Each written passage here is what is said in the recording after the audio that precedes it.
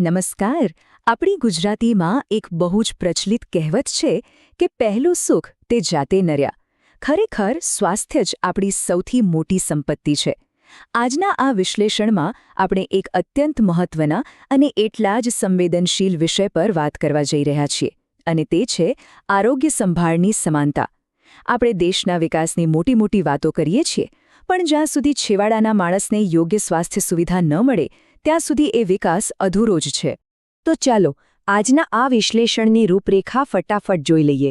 આપણે સમજીશું કે આરોગ્ય સમાનતા શું છે, આ અસમાનતાના મૂળ કારણો કયા છે, ભારતમાં તેના પડકારો કેવા છે, ઉકેલો કયા છે અને છેલ્લે ડિજિટલ આરોગ્ય ક્રાંતિ કઈ રીતે ચિત્ર બદલી રહી છે. તો વિભાગ 1, આરોગ્ય સંભાળની સમાનતા આખરે છે શું? આપણે બધાય છીએ કે આપણા ઘરની આસપાસ એક સારી હોસ્પિટલ હોય, પણ શું માત્ર હોસ્પિટલ હોવી પૂરતી છે? ના, સાચી સમાનતા તો ત્યારે કહેવાય જ્યારે ગુણવત્તાયુક્ત સારવાર દરેકને મળે, પછી ભલે તેની જ્ઞાતિ, ધર્મ, આર્થિક સ્થિતિ કે ભૌગોલિક સ્થાન ગમે તે હોય. સચોટ રીતે કહીએ તો આરોગ્ય સમાનતા એટલે એક એવી આદર્શ સ્થિતિ જ્યાં દરેકને કોઈ પણ સામાજિક કે માળખાકીય અવરોધ વિના પોતાનું સંપૂર્ણ સ્વાસ્થ્ય મેળવવાની પૂરેપૂરી અને સમાન તક મળે. કોઈ પણ વ્યક્તિ સામાજિક કારણોને લીધે નબળું સ્વાસ્થ્ય ભોગવવા મજબૂર ન બને. આ બહુ સરસ રીતે સમજવા જેવું છે. સમાનતા એટલે કે ઇક્વોલિટી અને ન્યાયીપણું એટલે કે ઇક્વિટી. આ બંને વચ્ચે મોટો ફરક છે.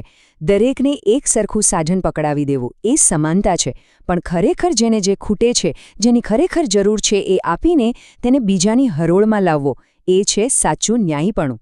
સ્વાસ્થ્ય ક્ષેત્રે આપણે આ જ ન્યાયીપણું લાવવાનું છે. હવે આગળ વધીએ વિભાગ 2 તરફ, અસમાનતાના મૂળ કારણો. સિસ્ટમમાં આટલી મોટી ખાઈ આખરે કેમ પડી રહી છે?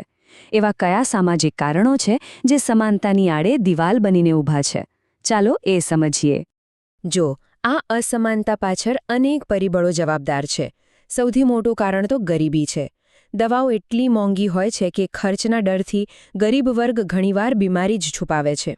બીજું, ભૌગોલિક અંતર. અંતરિયાળ વિસ્તારોમાં પ્રાથમિક આરોગ્ય કેન્દ્રો જ નથી હોતા. પછી આવે શિક્ષણનો અભાવ, જેનાથી સ્વચ્છતા અને પોષણ વિશે જાગૃતિ જ નથી હોતી. અને હા, સામાજિક પૂર્વગ્રહો કે લિંગભેદ પણ લોકોને, ખાસ કરીને સ્ત્રીઓને, યોગ્ય સારવારથી દૂર રાખે છે. વિભાગ 3, ભારતમાં આરોગ્ય ક્ષેત્રના પડકારો. ભારતીય આરોગ્ય વ્યવસ્થાની આ વાસ્તવિકતા અને તેમાં નડતા માળખાકીય અવરોધોને થોડા તટસ્થ ભાવે સમજવા જરૂરી છે, જેથી સાચા ઉકેલ સુધી પહોંચી શકાય. આપણા દેશની વસ્તી પર જરા નજર કરીએ. ભારતની 65% જેટલી મોટી વસ્તી હજુ પણ ગામડાઓમાં છે અને માત્ર 35% વસ્તી શહેરોમાં. પણ તકલીફ ક્યાં છે ખબર છે? મોટાભાગની અત્યાધુનિક હોસ્પિટલો અને સ્પેશિયાલિસ્ટ ડોક્ટરો આ 35% શહેરી વિસ્તારમાં જ ગોઠવાઈ ગયા છે. ગામડાઓમાં તો ડોક્ટરો અને નર્સિંગ સ્ટાફની બહુ મોટી અછત છે. આ ઉપરાંત એક બીજો ગંભીર મુદ્દો છે ખાનગીકરણનો. જેમ જેમ હેલ્થકેર સેક્ટરનું ખાનગીકરણ વધી રહ્યું છે, તેમ તેમ આવશ્યક સારવાર પણ ખર્ચાળ થતી જાય છે. આ વધતો ખર્ચ સમાજના નબળા વર્ગ માટે આરોગ્ય સેવાઓની પહોંચને ધીમે ધીમે અઘરી બનાવી રહ્યો છે. હવે આ આંકડો જુઓ, 2.1%. આ નાનકડો આંકડો ખરેખર બહુ મોટી કહાની કહી જાય છે. આ આપણા દેશના કુલ જીડીપીનો એ ભાગ છે જે હાલમાં સરકાર દ્વારા સ્વાસ્થ્ય ક્ષેત્ર પાછળ ખર્ચવામાં આવે છે. અહીં સૌથી વિચારવા જેવી વાત આ આર્થિક ખાઈ છે. આપણો હાલનો જીડીપી ખર્ચ 2.1% છે, જ્યારે આ લક્ષ્યાંક ઓછામાં ઓછો 3 થી 4% હોવો જોઈએ. આ એ સીધો ગાણિતિક અને આર્થિક તફાવત છે, જેને આપણે પાયાની સુવિધાઓ વધારવા માટે વહેલી તકે ભરવો જ રહ્યો. હવે વાત કરીએ વિભાગ 4ની, સમાનતા લાવવાના ઉપાયો. સમસ્યાઓ તો જોઈ લીધી, હવે જોઈએ કે સિસ્ટમની આ અસમાનતાઓને સુધારવા માટે કેવા નીતિગત અને માળખાકીય ફેરફારો લાવવાની જરૂર છે. તો ઉકેલ શું છે? સૌથી પહેલાં તો આયુષ્માન ભારત જેવી યોજનાઓનો વ્યાપ વધારીને સાર્વત્રિક આરોગ્ય કવરેજ આપવું પડશે. કોઈના ખિસ્સામાં પૈસા ન હોય તો તેની સારવાર ન અટકવી જોઈએ. સાથે જ ટેલિમેડિસિન દ્વારા ગામડાઓમાં સુવિધાઓ પહોંચાડવી પડશે. અને સૌથી મહત્વનું, બીમાર પડ્યા પછી દવાખાને દોડવા કરતાં રસીકરણ, સ્વચ્છ પાણી અને સારું પોષણ આપીને બીમારીને આવતી જ અટકાવવી વધુ સહેલી અને જરૂરી છે. આવી જઈએ વિભાગ 5 પર, ડિજિટલ આરોગ્ય ક્રાંતિ. તમને જાણીને આનંદ થશે કે આ બધા ઉકેલોને જમીન પર ઉતારવા અને સમાનતા લાવવામાં અત્યારે ટેકનોલોજી એક શાનદાર સેતુ બની રહી છે.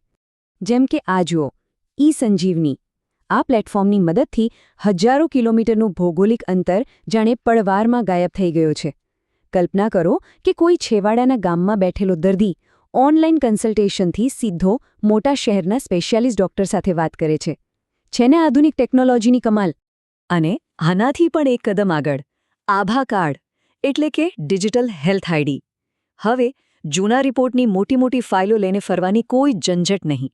દર્દી દેશના કોઈ પણ ખૂણે જાય, ડોક્ટરને એની આખી મેડિકલ હિસ્ટ્રી ઓનલાઈન મળી જાય, જેનાથી સારવાર એકદમ સીધી અને સરળ બની જાય છે.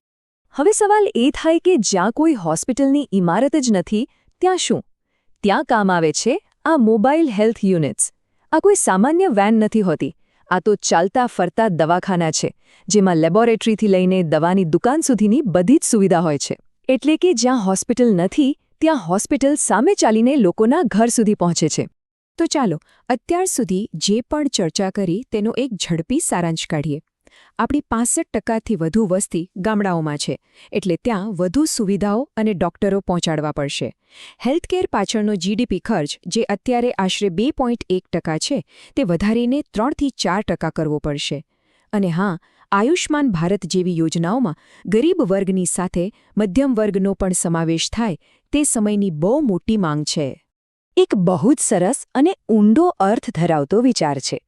તંદુરસ્ત નાગરિક જ તંદુરસ્ત રાષ્ટ્રનું નિર્માણ કરી શકે છે. આ માત્ર એક વાક્ય નથી, પણ આપણી નૈતિક ફરજ છે. જ્યાં સુધી દેશનો સૌથી છેવાડાનો અને વંચિત માણસ પણ ગૌરવભેર અને ગુણવત્તાયુક્ત સારવાર ન મેળવી શકે, ત્યાં સુધી આપણો વિકાસ અધૂરો જ ગણાશે. અને અંતે આજના વિશ્લેષણના નિચોડ રૂપે હું એક સવાલ સાથે તમને વિચારતા મૂકી જઉં છું. શું આપણે એવું ભવિષ્ય બનાવી શકીએ જ્યાં કોઈ પણ બાળક સારવાર માટે પૈસાના અભાવે લાચાર ન બને અને કોઈ માતા હોસ્પિટલ પહોંચતા પહેલાં જ રસ્તામાં જીવ ન ગુમાવે? આ માત્ર એક સવાલ નથી, આપણી પૂરી સિસ્ટમ માટે એક ધ્યેય છે, જેના પર ચોક્કસ વિચાર કરવા જેવો છે. આજના વિશ્લેષણમાં જોડાવા બદલ ખૂબ ખૂબ આભાર.